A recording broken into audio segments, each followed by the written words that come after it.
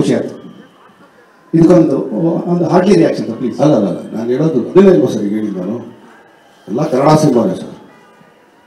ಯಾರದೇ ಕೇಳಿ ಇಂಡಸ್ಟ್ರಿ ಓಡ್ತಾ ಇರುತ್ತಲ್ಲ, ನಾನು ಅದಕ್ಕೆ ಅವತ್ತು ಹೇಳಿದ್ದಷ್ಟೇ, ನಮ್ಮ ನೆಲ ನಮ್ಮ ಭಾಷೆ ನಾವಿಲ್ಲಿ ನಿಂತ್ಕೊಳ್ಳೋಣ, ಆಮೇಲೆ ನೋಡ್ಕೊಳ್ಳೋಣ ಅಂತ. ಇವತ್ತೇನಕ್ಕೆ ಆ್ಯಕ್ಚುಲಿ ನಾನು ಎಲ್ಲೂ ಮಾತಾಡ್ತಿಲ್ಲ, ನಾನು ಸಿಕ್ಲಿಲ್ಲ, ಯಾಕಂದ್ರೆ ಇಷ್ಟು ದಿನ ನಾವು ಮಾತಾಡ್ತೀವಿ ಬಂದ್ಬಿಟ್ಟು ಬಡ ಬಡ ಬಡ ಬಡ ಬಡ. ಈಗ ಸಿನಿಮಾ ಮಾತಾಡಲಿ ಅಂತ, ಬಟ್ ಸಿನಿಮಾ ಮಾತಾಡೋದಕ್ಕೆ ಒಳಗಡೆ ನಿಜವಾಗ್ಲೂ ಇವತ್ತಿಲ್ಲಿ ಒಂದು 4-5 ಜನಕ್ಕೆ ನಾನು ಆ್ಯಕ್ಚುಲಿ ತುಂಬಾ ಕೃತಜ್ಞತೆ ಸಲ್ಲಿಸಬೇಕು. ಮೊದಲನೇದಾಗಿ ಶ್ರುತಿ ಮಾಗೆ, ಯಾಕಂದ್ರೆ ಜನಕ್ಕೆ ಈ ಸಿನಿಮಾ ಏನಕ್ಕೆ ನೋಡಬೇಕು ಅನ್ನೋದಕ್ಕೆ ಅವ್ರು ತುಂಬಾ ಹೇಳಿದ್ದಾರೆ. ಅದನ್ನ ಈ ಲಿಮಿಟ್ಗಳಲ್ಲೇ ನಾನು ನೋಡಿದ್ದೀನಿ, ಇದ್ರಲ್ಲಿ ಹಿಂಗಿದೆ ಹಂಗಿದೆ ಅದಿದೆ ಇದಿದೆ.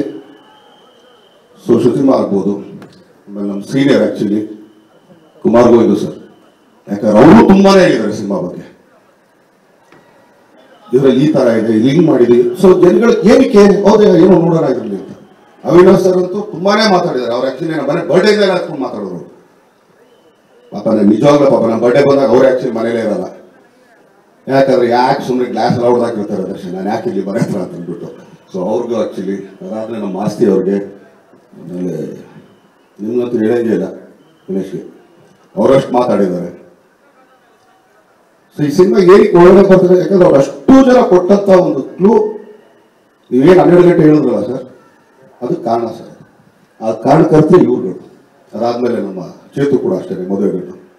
ನಾನು ತುಂಬಾ ಮದುವೆಗಳು ಅಂತ ಕರೆಯೋದು. ಸೊ ಸಿನಿಮಾ ಏನಕ್ಕೆ, ಆಮೇಲೆ ನಾನು ಕೂತ್ಕೊಂಡು ಹಿಂಗೆ ನಾನು ಅದು ನಂಗಿದ್ದು ನಂಗೆ ಹಿಂಗೆ ಮಾಡಿ ನಾನು ಮಾಡಿ, ನೀವು ನೋಡಿ ನೀವು ಕೇಳಬೇಕು ಪ್ರಶ್ನೆಗಳು, ಅವಾಗ ನಾವು ಮಾತಾಡೋಕ್ಕೆ ಚೆನ್ನಾಗಿರುತ್ತೆ ಒಂದು ಸಿನಿಮಾದ.